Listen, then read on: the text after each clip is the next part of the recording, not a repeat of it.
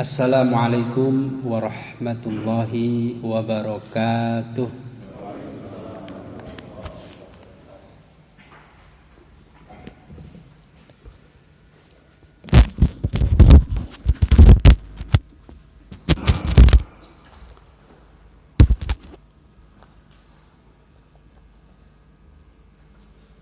Innal hamdalillah nahmaduhu wa nasta'inuhu wa nastaghfiruh. Na'udzu billahi min syururi anfusina wa min sayyiati a'malina. Man yahdihillahu fala mudhillalah wa man yudlilhu fala hadiyalah. Asyhadu an la ilaha illallah wa asyhadu anna Muhammadan abduhu wa rasuluh. Ya ayyuhalladzina amanu taqullaha haqqa tuqatih wa la tamutunna illa wa antum muslimun. Amma ba'd. Fa inna asdaqal hadithi kitabullah wa khairal hadi hadi Muhammadin sallallahu alaihi wasallam wa syarrul umuri muhdatsatuha wa kullu muhdatsatin bid'ah wa kulla bid'atin dolalah wa kulla dolalatin finnar.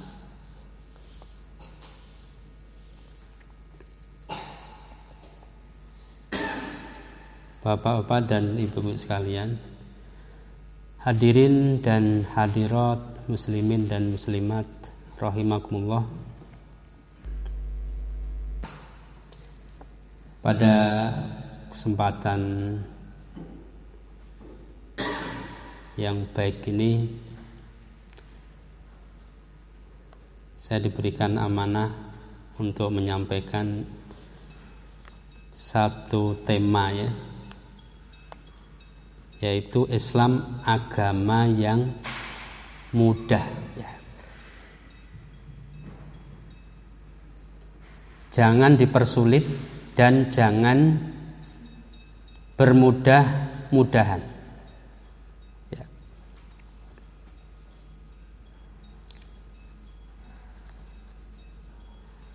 Ikhwati dan akhwati rahimakumullah,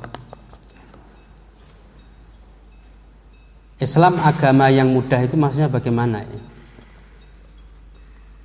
Jadi dalam Islam itu banyak sekali kemudahan ya. Itu yang pertama ya. Dalam Islam itu banyak sekali kemudahan ya. Syariatnya mudah ya. Tuntunannya mudah, amalannya ringan ya, pahalanya besar ya. Mudah ya. Untuk mencapai pahala yang besar itu kita mengamalkan amalan yang ringan, padahal pahalanya besar ya. Ini yang pertama ya. Jadi mudah itu artinya Islam itu memberikan kemudahan. Bagi siapa? Bagi umatnya, yang tidak diberikan kepada umat-umat terdahulu ya. Betul-betul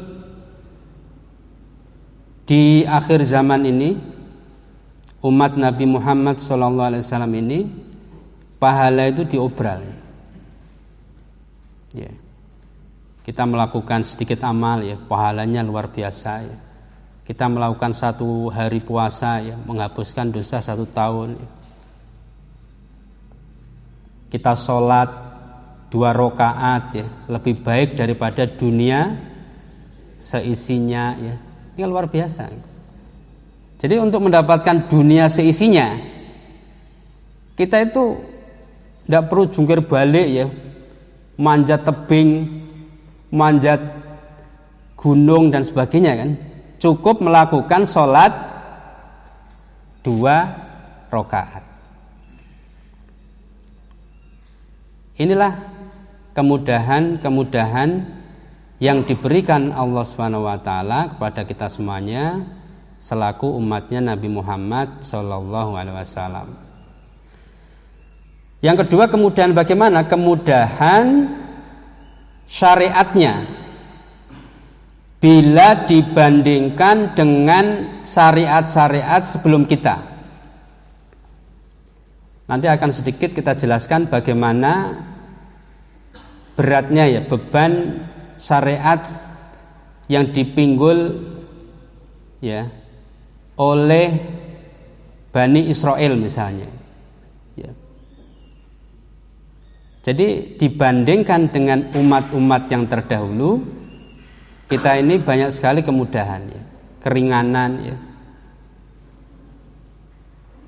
Banyak sekali, nanti kita akan uraikan sedikit ya tentang hal itu. Nah, tapi ingat Bapak Ibu sekalian, ya, ada 2 hal yang harus kita pahami juga, memahami mudahnya Islam itu. Tadi yang kita sampaikan di judul tadi ya. Yang pertama, jangan sampai mempersulit, jangan sampai Islam itu dipersulit. Ya, kita manfaatkan kemudahan-kemudahan. Ya. Yang kedua, jangan sampai bermudah-mudahan. Nah, jadi syariat itu di tengah ya. Syariat Islam itu yang pas ini syariat ini. Ya. Kalau melebihi syariat, namanya apa? Apa tadi namanya? Mempersulit diri. Kalau kurang dari syariat, namanya apa? Ya, bermudah-mudahan. Nah, kalau pas bagaimana? Ya kita ikuti syariat. Itu pas itu. Ya. Karena kan namanya mudah sulit itu orang berpikir relatif ya. Sholat jamaah, ada orang yang menganggap mudah ya. Ada orang yang menganggap susah ya. Sholat subuh misalnya, ada yang mudah bangun subuh, ada yang tidak bangun subuh. Lah standar mudahnya ya, itu adalah ketika Islam mensyariatkan ya amalan ya, maka itu standar kemudahan. Kalau berlebihan dari syariat, maka itu namanya mempersulit. Kalau seandainya kurang dari syariat, maka itu namanya bermudah-mudahan. Nanti akan jatuhnya pada gulu dan taksir. Ya. Kalau gulu itu berlebihan, kalau taksir kurang. Ya. Contohnya apa? Ya banyak sekali ya, gulu dan taksir ini banyak sekali contohnya. Ya. Zaman Rasul sudah banyak orang-orang yang berlaku gulu terhadap syariat Islam ini. Ya. Dalam hal sholat misalnya, ya. Bagaimana orang yang gulu dalam masalah sholat? Ya. Maka dia setiap hari setelah Isya sholat dia sampai subuh setiap hari. Luar biasa, kelihatannya ini luar biasa ya. Ya. Padahal Rasulullah sendiri tidak pernah melakukan seperti itu ya. Artinya setiap hari sholat dari setelah Isya sampai subuh, besok gitu lagi, besok seperti itu lagi ya. Ya. Rasul tidak melakukan seperti itu. Yang taksir bagaimana? Yang taksir dia bermudah-mudahan dalam menjalankan sholat. Tidak pernah sholat jamaah ya, jarang ya. Sholat tahajud tidak pernah ya, sholat duha tidak pernah. Yang penting kalau saya sudah sholat wajib, insya Allah saya masuk surga. Nah, ini namanya apa tadi? Taksir. Kebalikan dari apa tadi? Gulu. Gulu dan taksir. Gulu dalam puasa bagaimana? Ya. Ketika seorang setiap hari puasa, ya. Ada zaman Rasul, ya. Seorang setiap hari dia berpuasa, ya. Padahal Rasulullah tidak pernah setiap hari puasa, sebulan penuh full puasa, kecuali pas bulan Ramadan, ya, pengecualian, ya. Tapi di bulan-bulan yang lain Rasulullah tidak melakukan puasa sunnah itu terus menerus, ya. Yang beliau lakukan yang paling cepat frekuensinya adalah puasa apa? Puasa Daud, ya. Ini berlebihan ini. Setiap hari puasa dia. Dari Isya sampai subuh dia sholat, ya. Nggak berhenti, nggak istirahat, ya.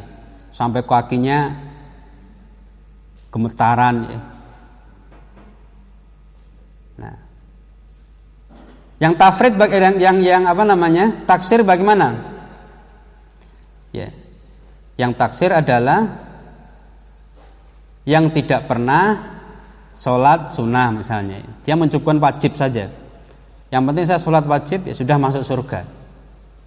Gak perlu saya sholat tahajud, ya. Gak perlu saya sholat duha, ya. Gak perlu saya sholat yang lainnya, tahiyatul masjid, sholat qobliyah, ya, ba'diyah, ya. Ini namanya taksir, ya. Yang pas bagaimana? Yang pas ya syariat, ya. Sesuai dengan syariat, ya. Kita kerjakan sesuai dengan kemampuan kita. Kalau wajib ya kita lakukan dengan sungguh-sungguh, ya. Kita usahakan dengan ihsan, ya. Kalau seandainya sunnah, ya itu bagi tambahan kita, menjadi tambahan pahala bagi kita. Kita lakukan sesuai dengan kemampuan kita, ya. Ini banyak sekali Bapak Ibu sekalian kalau kita jabarkan, ya, namanya gulu dan taksir ini dalam apa saja, ya. Ini sangat banyak sekali, ya. Dalam wudu misalnya, ya, ada orang yang was-was wudu, kayaknya ini tadi batal, ya, wudu lagi, atau mau takbir itu, ya, ini kayaknya belum, niat saya ini belum pas, ini diulangi lagi berkali-kali, ya, sampai nggak sholat, ya. Ini gulu namanya. Yang taksir bagaimana? Wudunya cepat, ya, airnya ditendang, kan, basuh kaki itu nggak dibasuh di sela-selanya, tapi apa? Airnya itu ditendang, itu namanya taksir, ya. Yang satu gulu diulangi sampai 10 kali sampai nggak selesai ini, padahal sudah rakaat pertama sudah selesai nih, dia masih was-was terus, ya. Takbir juga gitu, wah ini belum pas, niat saya ini belum mantap, ini ulangi lagi, nggak jadi lagi, ulangi lagi, ya. Gulu, nah, berlebihan, ya. Yang taksir bagaimana? Cepat takbirnya dia, belum sempurna sudah sedekap, tidak mengangkat tangannya sampai telinga ataupun sampai ini, ya, bahu, ya, langsung sedekap, ya. Cepat kilat gitu, ya. Nah ini Bapak Ibu sekalian, ya. Maka intinya pelajaran kita ini mudah ini bagaimana, ya? Artinya mudah sesuai dengan syariat Islam, ya. Yang disyariatkan dalam Islam itu banyak sekali kemudahan. Kalau berlebihan namanya gulu, kalau kurang namanya tafrid, ya. Kita harus bisa wasat, ya, wasat, tengah-tengah, ya, antara gulu dan tafrid tadi. Nah, ya. Dalam Al-Quran kita bisa membaca dalam surat Al-Hajj, ya. Kita buka halaman 1, ya. Dalil tentang kemudahan Islam. Dalam Al-Quran surat Al-Hajj 78, ya. Allah Subhanahu wa taala berfirman, "Ma ja'ala 'alaikum fid-dini min haraj." Ya. Allah sekali-kali tidak menjadikan untuk kamu dalam agama suatu kesempitan. Ya. Jadi Allah itu membuat agama ya, syariat ya, itu nggak punya tujuan untuk mempersulit kita gitu. Untuk mempersulit umat Nabi Muhammad SAW. Ya. Tak sulit-sulitkan ya, tak berat-beratkan, tak buatnya ngoyo ya. Enggak. Allah sama sekali tidak ada tujuan ketika membuat syariat itu fiddini min haraj. Ya. Allah sekali-kali tidak menjadikan untuk kamu dalam agama suatu kesempitan. Ya. Artinya apa?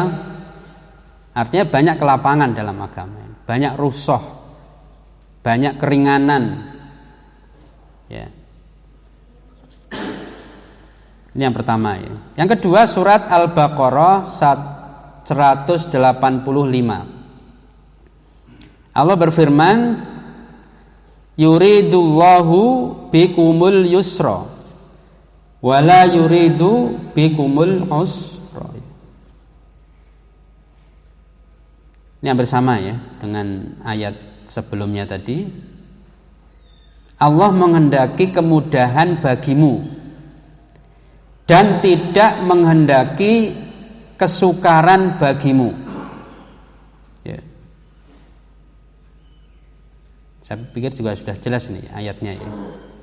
Kita bisa membaca dan menangkap apa makna ayat ini, apa gitu kita sudah menangkap ya. Ya. Kemudian yang ketiga surat Al-Baqarah 286, la yukallifullahu nafsan illa wus'aha. Ya. Allah tidak membebani seseorang melainkan sesuai dengan apa? Kesanggupannya. Ya. Allah tahu kalau kita itu nggak mampu sholat setelah isya sampai subuh, itu tahu nggak akan sanggup kita. Meskipun sanggup mungkin seminggu ya. Setelahnya sudah kita pasti futur, mengalami apa? Futur ya, kebosanan ya. Allah tahu kalau kita itu nggak sanggup setiap hari puasa. Maka dibuat puasa itu cuma setahun 1 bulan ya, yang wajib. Yang sunnah tadi puasa Daud, sehari puasa sehari tidak tadi. Ya. Tidak akan membebani dengan beban di luar kemampuan kita semuanya. Ya. Allah juga tahu ya kita nggak akan mampu menghantamkan 1 hari Al-Quran. Ya. Atau 1 hari khatam 2 kali misalnya. Ya. Makanya dibuat ya paling tidak 3 kali, 3 hari ya, khatam sekali. Ya. Nah, dalam hadis Rasulullah SAW beliau bersabda, innad dina yusrun. Ya. Sesungguhnya agama itu sangat mudah. Walan yushadud dina illa ghalabahu. Dan tiada seorang yang mencoba mempersulit diri dalam agama ini melainkan ia pasti kalah, tepar dia. Orang itu kalau tasadud ya, tadi ya, pasti dia kehabisan tenaga. Ya, kalah tadi dalam bahasa hadisnya apa? Kalah dia, tepar dia. Seminggu sudah futur dia. Sebulan sudah hilang ya. Gak beredar lagi di masjid ya. Sudah. Karena apa? Salah satu faktornya adalah dia terlalu berlebihan hulu. Ya, baru mengenal Islam ya.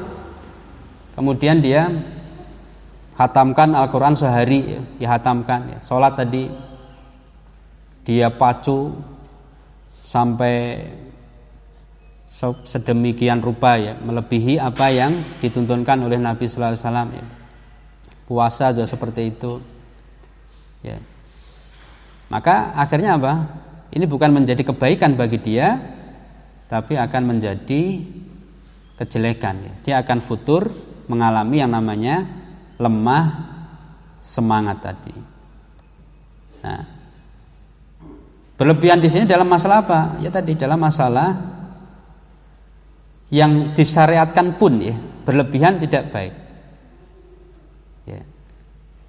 Tadi kan disyariatkan, kan? Baca Quran itu disyariatkan, ya. Tapi berlebihan. Ya. Bukan berarti boleh kurang-kurangan, enggak. Ya. Sesuai dengan kemampuan kita ya. Asalkan rutin ya, sedikit tapi rutin lebih bagus ya. Sesuai dengan kadar kemampuan kita ya, untuk menjalankan yang sunnah tadi ya. Yang lebih parah lagi berlebihan dalam hal yang tidak disunahkan ya. Nah, ini gimana ini? Sunnah aja yang disyariatkan saja itu dicela ya dalam agama. Ini berlebihan dalam yang jelas-jelas syariatnya ada, ya, dalilnya ada ya. Itu dicela. Apalagi berlebih-lebihan dalam hal yang tidak ada tuntunannya dalam Islam. Ya, tidak ada syariatnya dalam Islam, dia berlebihan. Ya, ini lebih jelek lagi ya, karena manusia itu makhluk yang parsial. Kalau dia fokus di satu sisi yang lain dia pasti akan kurang. Nggak ada manusia yang sempurna ya. Ya. Ketika dia fokus pada masalah-masalah yang tidak disunahkan ya, tidak ada syariatnya ya, maka dalam masalah yang ada syariatnya pasti dia keteteran ya. Karena manusia itu makhluk yang parsial tadi ya. Kalau sudah konsen di satu sisi sudah ya, meskipun dia bisa menjalankan tapi nggak maksimal ya. Itu tadi ya. Jadi yang menyebabkan kalah dia ya. Kalah dalam arti itu apa? Dia kemudian futur ya, kemudian dia menyerah menjalankan agama. Itu adalah karena dia berlebihan gulu tadi, bersikap mempersulit diri. Kemudian dalam hadis Bukhari dan Muslim ya, Rasulullah SAW bersabda, yassiru wala tu'assiru wa basyiru wala tunaffiru. Nah, permudahlah dan janganlah mempersulit. Ini sama ya dengan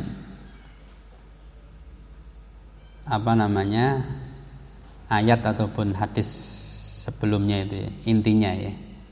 Permudahlah dan jangan mempersulit. Ya, kemudian yang kedua, wabashiru wala tunaffiru. Berikan kabar gembira dan jangan membuat orang lain lari. Ya. Maksudnya bagaimana ini? Ya. Meden-medeni ya. Ada orang yang melakukan dosa besar misalnya, kita kemudian tidak memberikan kabar gembira. Dalam arti apa? Kita nasihatin ya, jelas ya, tapi kita tidak kemudian kita mengatakan, kamu ini penduduk neraka, kamu calon penghuni neraka ya. Kamu itu sudah nggak bisa ditoleransi lagi ya. Ini dosa yang besar ya. Kamu tidak akan diterima tobatmu oleh Allah Subhanahu wa ta'ala. Udah parah sekali yang kamu lakukan ini. Nah, ini akan membuat orang apa? Takut, lari dia. Ya.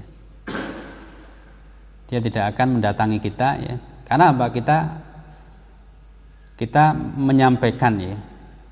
Meskipun ya kalau tidak tobat ya tidak, memang dia bisa jadi benar yang kita sampaikan ya. Tapi alangkah baiknya kita kasih apa? Basyiru ya. Allah itu maha pengampun ya.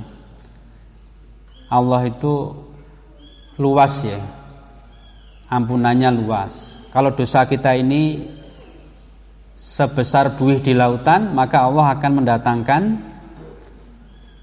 lebih banyak daripada buih di lautan tadi ya. Ini namanya apa? Basyiru ya, memberikan apa? Memberikan harapan meskipun dia berdosa ya, meskipun dia melakukan dosa besar ya. Maka terlebih dulu harus kita basyiru ya. Rasul menyuruh untuk memberikan kabar gembira dulu, meskipun ya nanti ada takhfifnya ya, ada kita seimbang ya antara apa? Antara memberi kabar gembira ya dan memberikan ancaman ya. Dalam Islam sendiri seperti itu ya. Ada kabar gembira, surga, yang neraka yang seperti itu ya.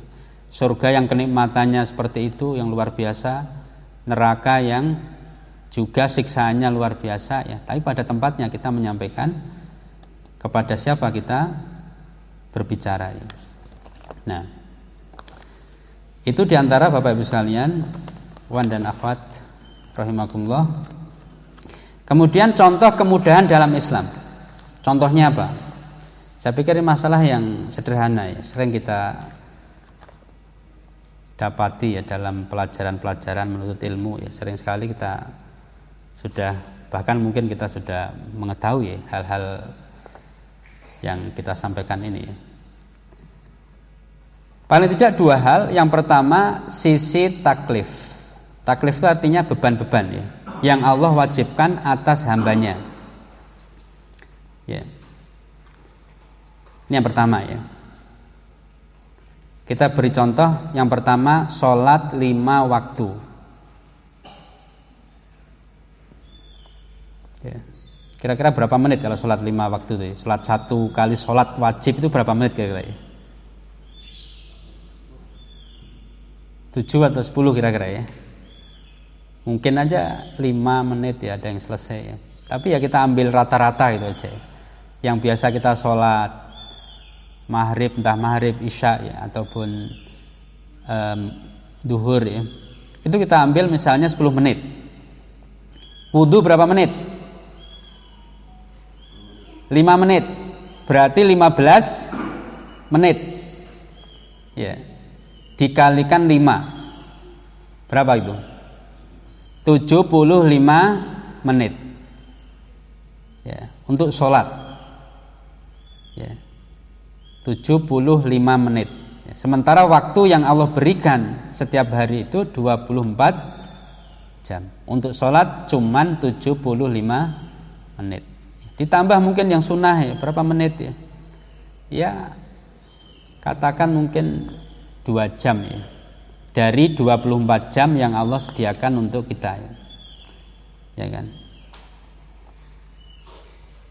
ya. Ini yang pertama ya, sholat contohnya. Zakat ya. Zakat itu tidak berat ya, hanya 1/40, nggak sampai 1/4 harta kita ya. 2,5% ya. Itu sama dengan berapa? 1/40% ya, dari harta pun tidak semua ya kan. Tidak semua harta yang kita miliki itu kita zakati ya. Kita punya kursi bagus kasih zakat, enggak kan? Kita punya kuda dikeluarkan zakatnya kan, tidak ya. Emas, perak ya, perdagangan ya, yang dizakati itu cuma sedikit, cuma 2,5% ya, tidak banyak, ini sedikit itu, nggak sampai 1/4 ya, apalagi setengah ya. Puasa juga gitu, 12 bulan puasa yang wajib cuma 1 bulan ya. Jadi juga tidak terlalu berat ya, puasa wajib cuma 1 bulan. Itu pun sebetulnya bahagia gitu, dengan puasa itu tidak ada taklif ya. Ya. Kita senang ya menyambut Ramadan itu, puasa itu rasanya kan enak ya, senang ya, bahagia ya. Ya. Kalau nggak dipaksa puasa, nggak puasa kan gitu ya. Kadang susah untuk puasa, tapi Allah kemudian memaksa kita ya untuk berpuasa, untuk kebaikan kita juga ya. Akhirnya selain manfaat rohani yang kita dapatkan, kedekatan dengan Allah Subhanahu wa taala, badan kita juga sehat ya. Tapi nggak berat ya. Nggak setiap bulan ya. Nggak setengah bulan ya. Nggak seperempat bulan ya. Cuma 1 bulan dalam 12 bulan dalam 1 tahun. Haji juga gitu. Ya. Hanya wajib bagi orang yang mampu. Ya. Bukan semuanya diwajibkan. Yang nggak mampu harus berhutang. Ya. Yang nggak mampu nyicil. Ya. Kan nggak seperti itu. Yang nggak mampu ya tidak wajib dia. Tidak punya harta dia. Fisiknya nggak mampu, sakit ya nggak wajib, nggak harus digotong-gotong itu. Ya. Kalau dia punya harta maka namanya haji apa? Badal ya. Dibadalkan sama orang lain. Nah ini Bapak Ibu sekalian ya, haji cukup sekali, tidak berkali-kali. Bahkan kalau haji berkali-kali termasuk tafrid ya. Kalau kita di Indonesia ini ya, setiap tahun kita haji itu, ya, berlebihan nggak kira-kira ini? Ya, karena banyak uang kita ini harus kita alokasikan yang lain ya, bikin pondok misalnya lebih bermanfaat. Ya. Kecuali sudah kaya, sudah pondok sudah berdiri di mana-mana, ya. Tempat sekolahan Islamic Center ya sudah tidak perlu biaya ya mungkin beda ya. Tapi dalam kondisi seperti ini orang berpikiran kalau dosa itu pergi ke Mekah, ya, dosanya akan hilang. Nah ini yang perlu kita sampaikan ya. Anggapan orang yang awam itu ya, bahwasanya kalau orang berdosa haji ya memang ya haji itu memang dalam hadis ya laisalahul jaya ilal jannah, tidak ada pahala baginya kecuali surga ya, haji mabrur tadi. Tapi setelah pulang haji juga sama aja, dosa lagi.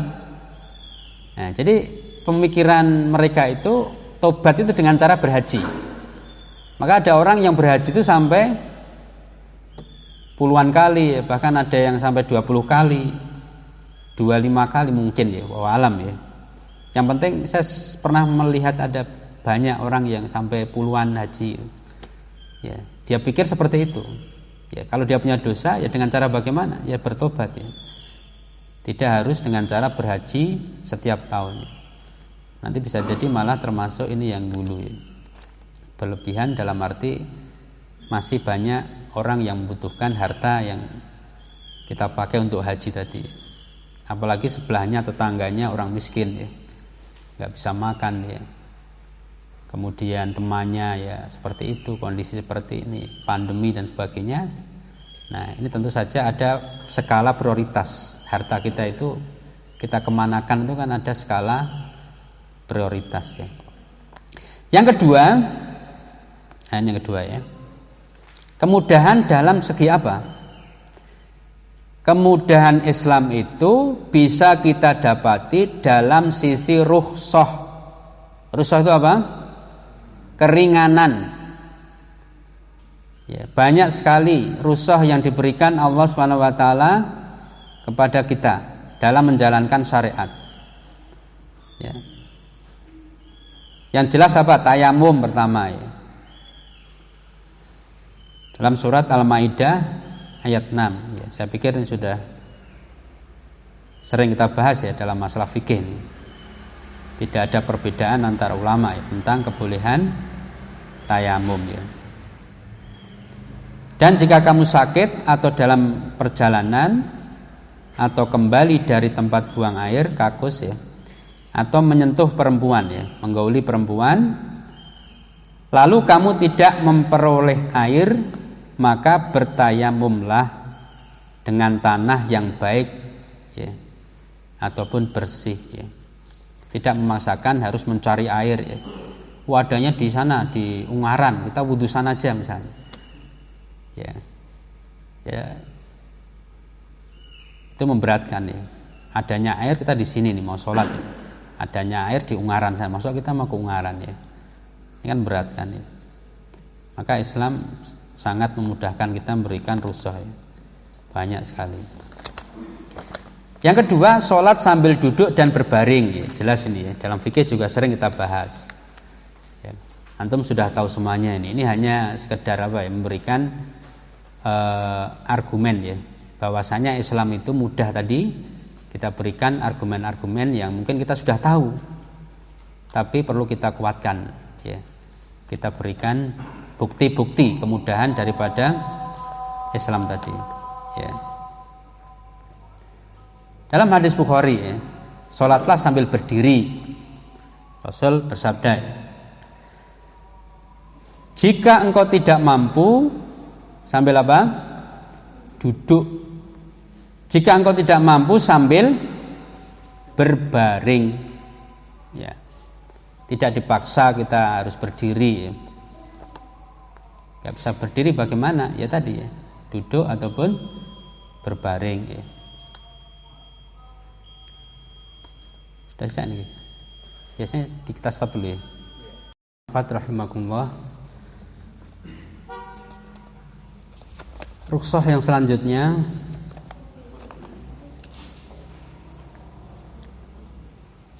adalah tidak puasa karena sakit atau safar ya, puasa ketika Ramadan ya. Ini jelas sekali dalam surat Al-Baqarah 185 ya.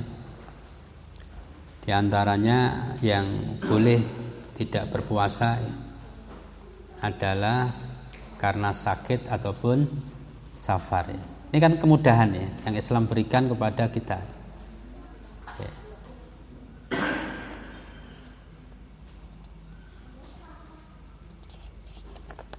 Kalaupun sakitnya parah, maka dia tidak wajib mengganti ya. Maka masih ada alternatif fidyah ya. Jadi luar biasa kemudahan syariat Islam ini. Kalau kita mau melihat dengan positif ya, syariat Islam itu sangat mudah sekali. Kemudian tidak wajib berhaji jika tidak mampu.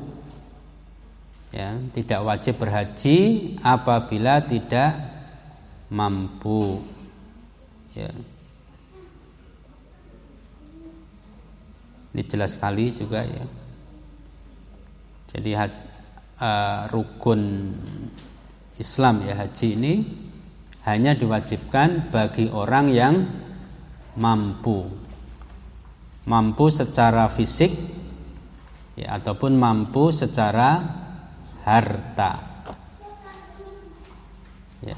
Jadi tadi ya kita jelaskan ada yang gulu haji berkali-kali, kondisi seperti ini ya, setiap tahun haji. Ada yang taksir tadi ya. Maka ya kita haji sekali ya. Kalau dalam hadisnya itu, yang lain itu tatawwu, maka haji berikutnya adalah sunnah ya, tidak wajib. Tapi kalau prioritas harta kita gunakan untuk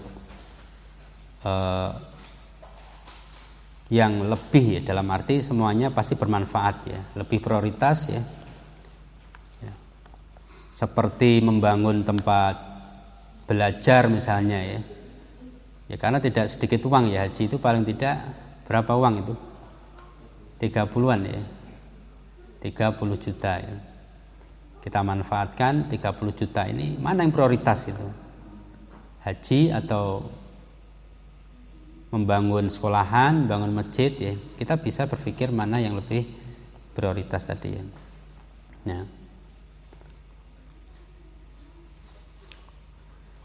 Kalau seandainya dia punya uang ya, tapi fisiknya tidak mampu, maka juga Islam memberikan alternatif, namanya haji badal. Boleh diwakilkan kepada orang lain yang sudah berhaji ya, tidak saklek ya. Pokoknya harus haji, sakit gotong ya. Ya.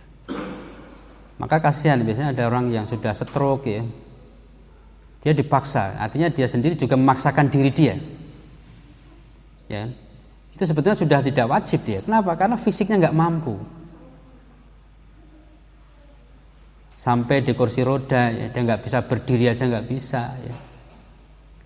Ya, digotong-gotong sampai ke Mekah sana, sampai ke Indonesia lagi, tambah parah sakitnya. Ya.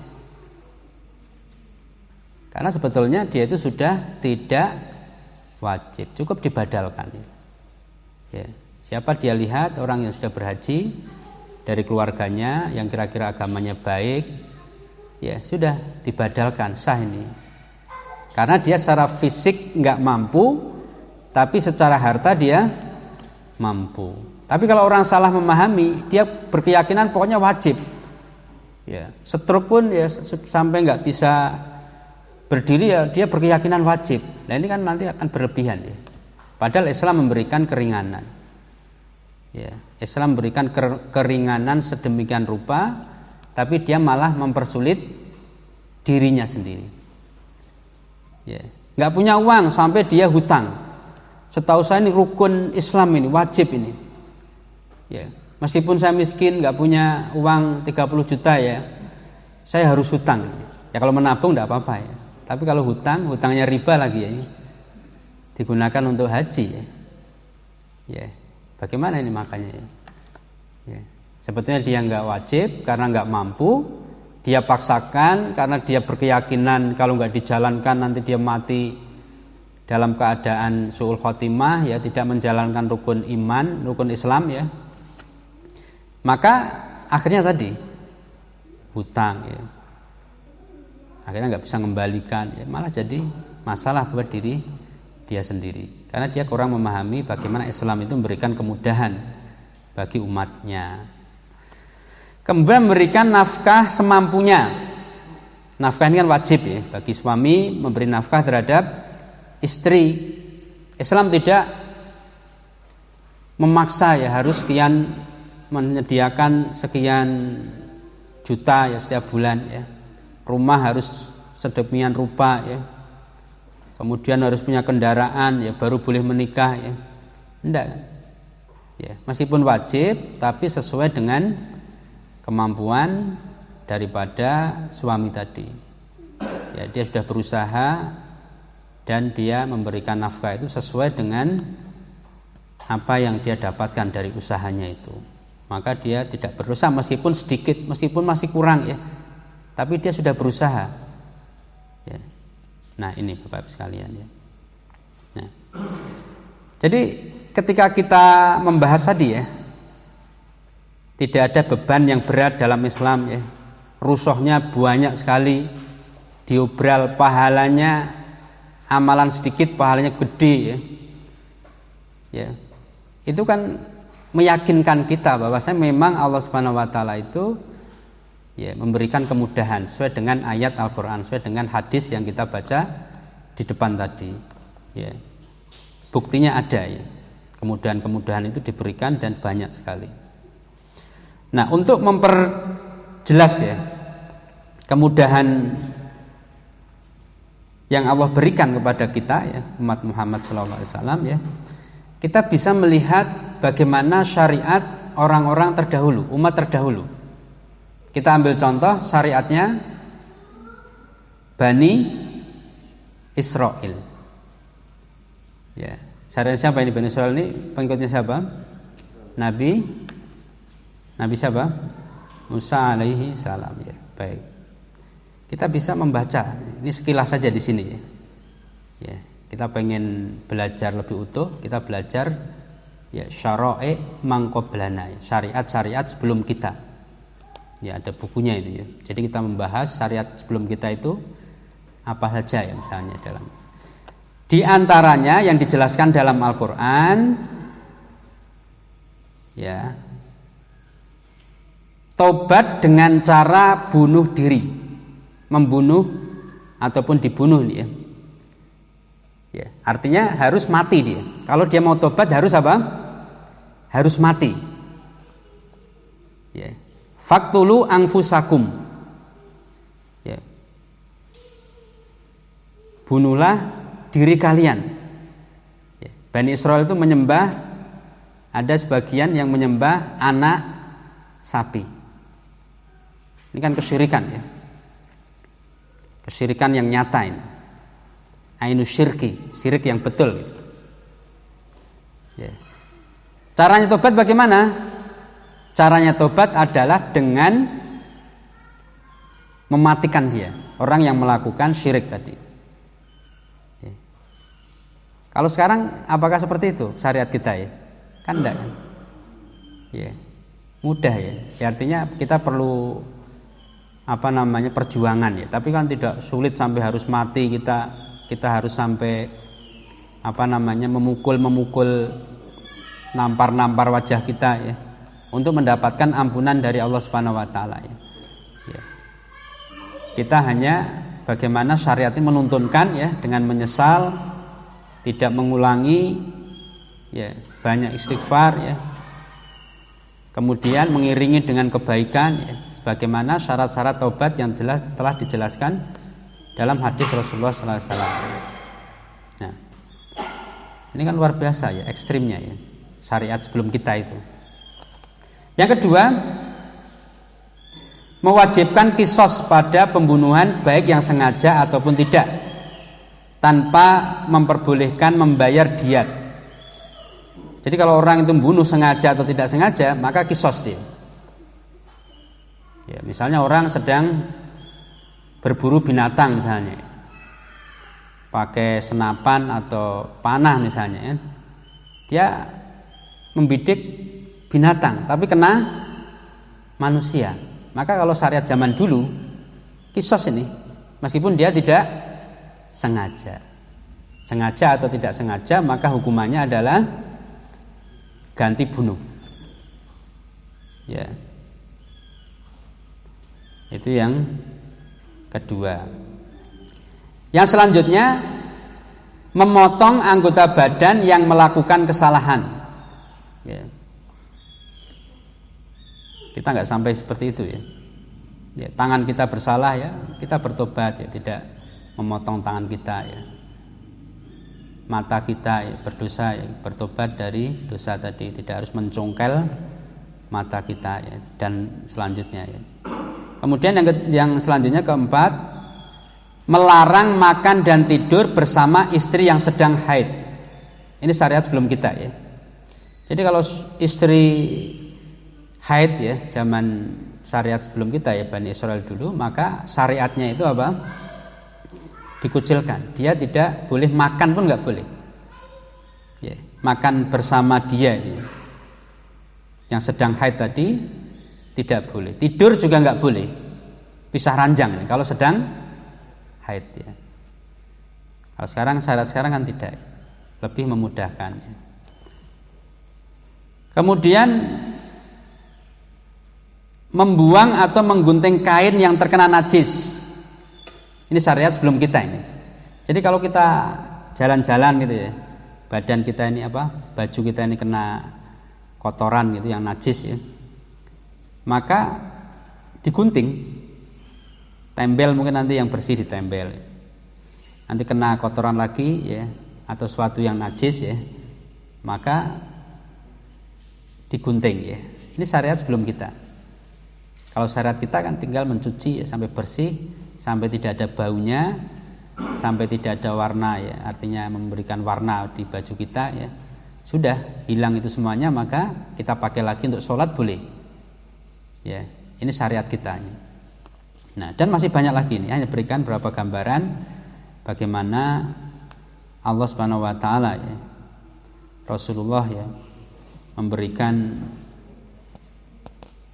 syariat yang luar biasa kepada kita semuanya ini ya. Kemudahan-kemudahan yang banyak sekali.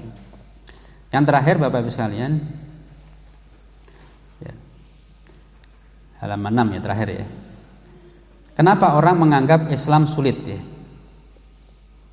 Banyak orang yang menganggap Islam itu apa? Sulit ya. Islam itu keras, Islam itu berat ya. Ini kenapa gitu? Ya, melihat cadar misalnya, wah ini menakutkan, ini ekstrim ini, ya kan?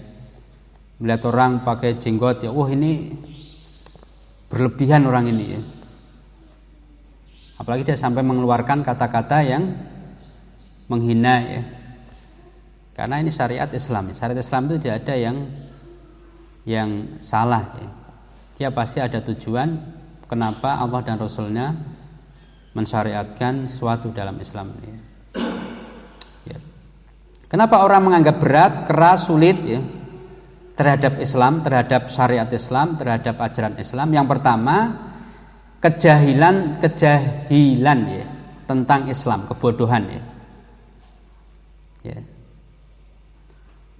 Ini yang pertama ya. Tidak belajar sesuai dengan Al-Quran dan Sunnah. Dia tidak mendalami Al-Quran dan Sunnah. Ya, kenapa Allah mewajibkan mensyariatkan hal ini? Ya? Karena kita nggak mendalami dulu. Kenapa Allah dan Rasulnya mensyariatkan potong tangan bagi pencuri misalnya? Kalau kita nggak belajar keras ini. Ya, tapi kalau kita kaji, ini akan mendapatkan kita suatu yang betul gitu. Pas ini berarti pas ini, hukuman ini pas ini. Itu kalau kita kaji, kita mau belajar ya. Tapi kalau kita hanya mengamati aja, wah ini keras ini. Orang yang berzina ya setelah dia menikah dirajam ya. Wah ini namanya bahasanya itu apa ya? Kejam mungkin ya, kejam ataupun sadis ini. Itu kenapa? Karena kita tidak mempelajari. Kenapa Allah sampai sedemikian rupa memberikan hukuman bagi orang yang sudah menikah kemudian dia melakukan zina? Ya, karena kalau kita kaji, ya pas ini nanti. Ya. Banyak sekali yang orang itu anggap berat, padahal sebenarnya itu pas. Kita aja yang kurang. Ya. Kadang kita menganggap orang itu berlebihan, tapi sebenarnya kita yang kurang. Sering gitu ya. Ya. Kecuali kalau memang dia betul-betul berlebihan tadi ya, gulu tadi ya. Ya, tapi selama dia menjalankan syariat, ada dalilnya, ada ulama yang mengatakan, ya, kok kita mengatakan itu berlebihan, maka kita perlu belajar lagi. Ya, saya sendiri juga seperti itu. Masih kita semuanya adalah thalibul ilmi. Kita belajar. Kenapa dia seperti itu? Kenapa dia sampai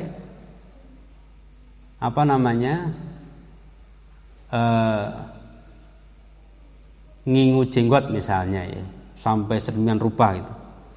Apa sih prinsip dia itu ya? Kalau kita nggak belajar, ternyata kalau kita pelajari dalam hadis, ini adalah perintah dari Rasulullah sallallahu alaihi wasallam. Kita jadi ya memahami gitu. Dan ini bukan suatu yang berlebihan ya. Bukan suatu yang gulu tadi ya. Tidak, kita aja yang kurang. Ya, kita aja yang kurang ya.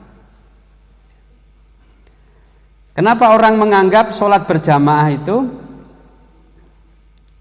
berat ya? Ataupun sholat sendiri itu berat gitu? Karena orang nggak pelajari, ya kan? Dia taunya kalau sholat itu hanya menggugurkan kewajiban, maka berat dia. Beda dengan orang yang mengkaji makna sholat ya, bacaan sholat dia pahami, ya. Kemudian hadisnya bagaimana, sedekah bagaimana, Rasul dulu sholatnya bagaimana, dia kaji, ringan. Ya, kita akan ringan, bahkan kita akan kecanduan ya sholat wajib ya. Nggak sholat rawatib itu rasanya sedih ya. Tadi ketinggalan rawatib ya. Nah, itu karena apa? Karena dia berawal dari dia belajar, memahami dulu dasarnya. Ya, beda dengan orang yang mengamati aja. Makanya kita harus terbuka ya. Orang melihat ada orang yang sholat, ya kita tanya. Jangan kita mengecap itu berlebihan. Kita tanya dulu, ada nggak dasarnya? Kalau ada dasarnya, maka itu bukan berlebihan. Ya.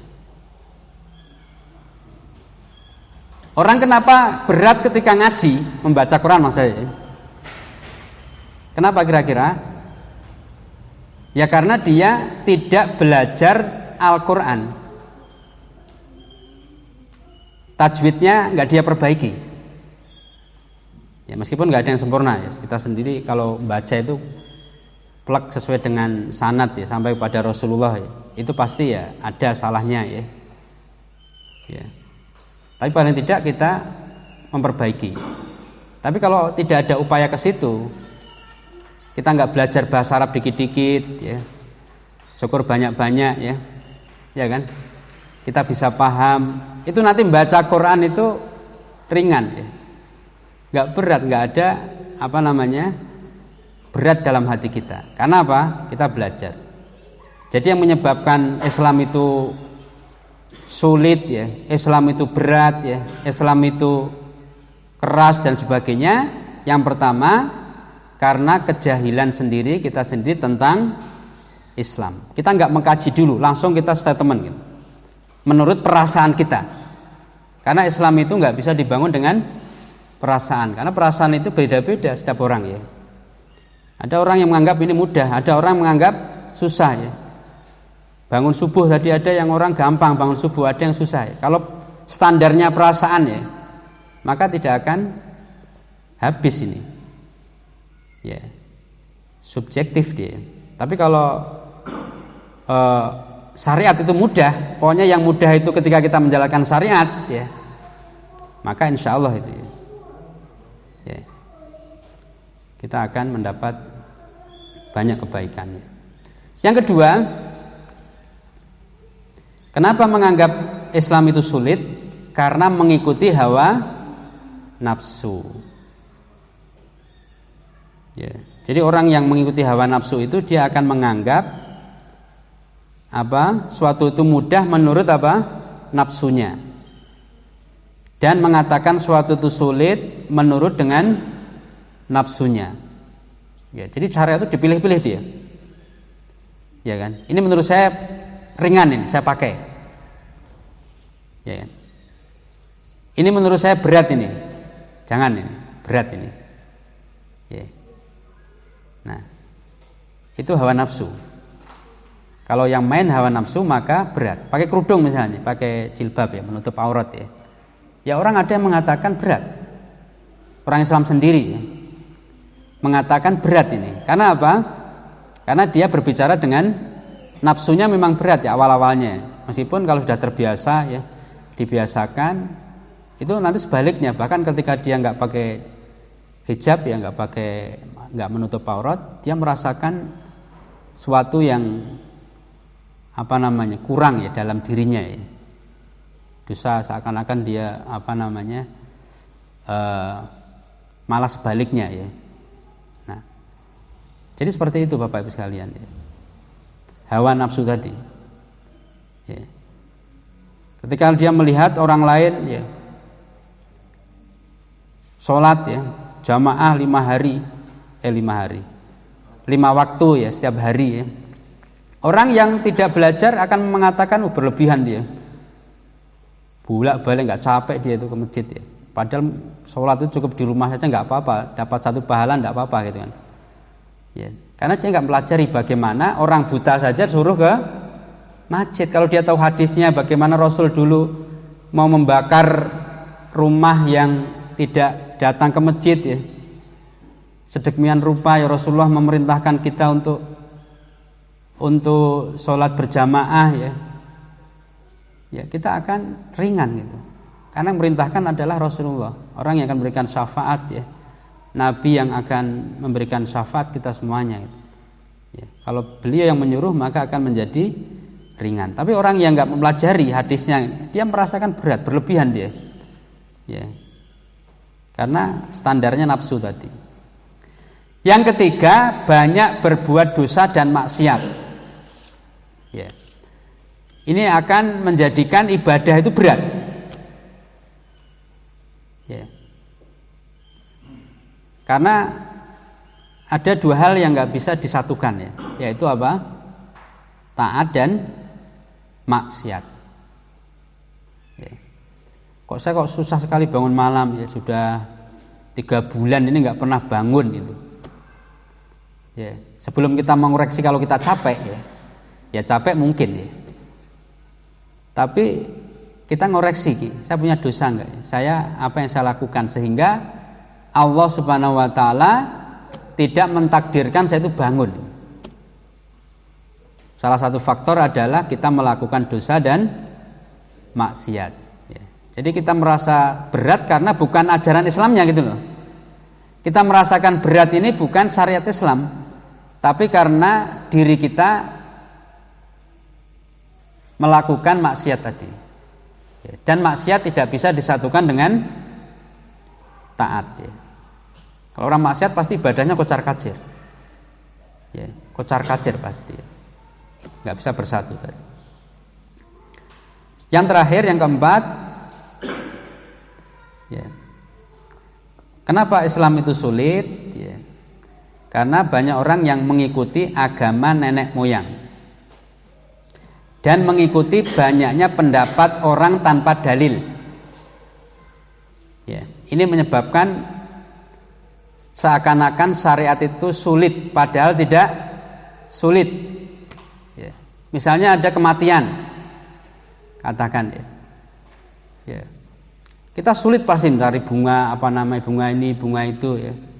Ini payungnya nggak ada, ini cari di mana nih kalau nggak ada payungnya nanti ya. Sulit kan jadinya kan. Ini uangnya uang receh nggak ada nih misalnya gitu ya. Kita akan terasa sulit, kenapa? Ya, karena kita tidak mengikuti, tidak membaca bagaimana Islam itu mengatur tentang kematian. Ya, maka menjadi sulit. Kita menjadi berat itu. Ya.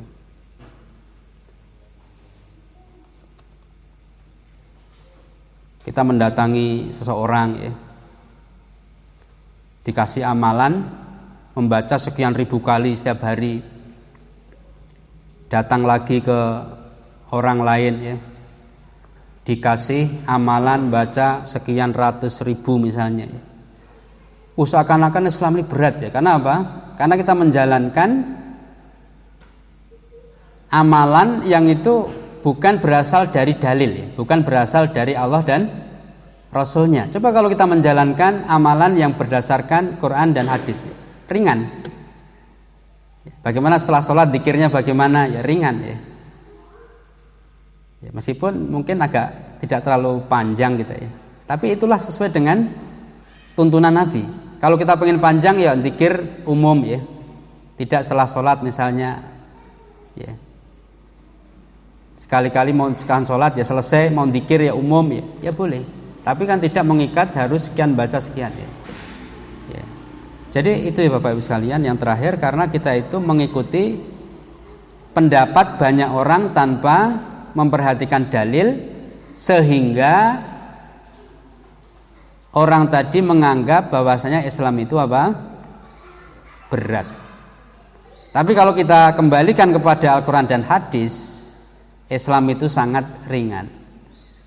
Bayi lahir ya, ringan kan? Ya, bayi lahir ya. Kita dalam Islam ya dilihat apa hadis Rasul ketika bayi lahir ya.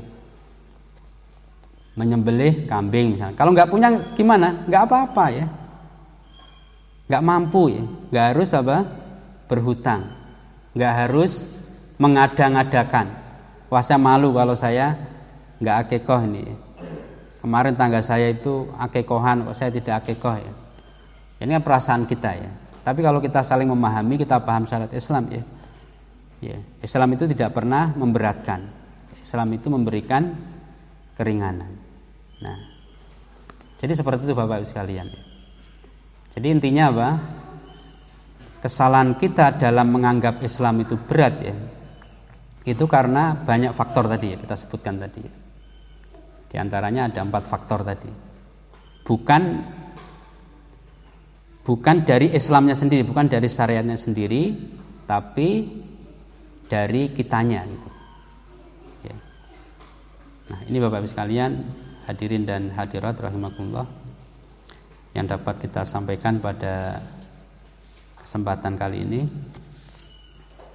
Semoga bisa memberikan manfaat ya kepada kita semuanya.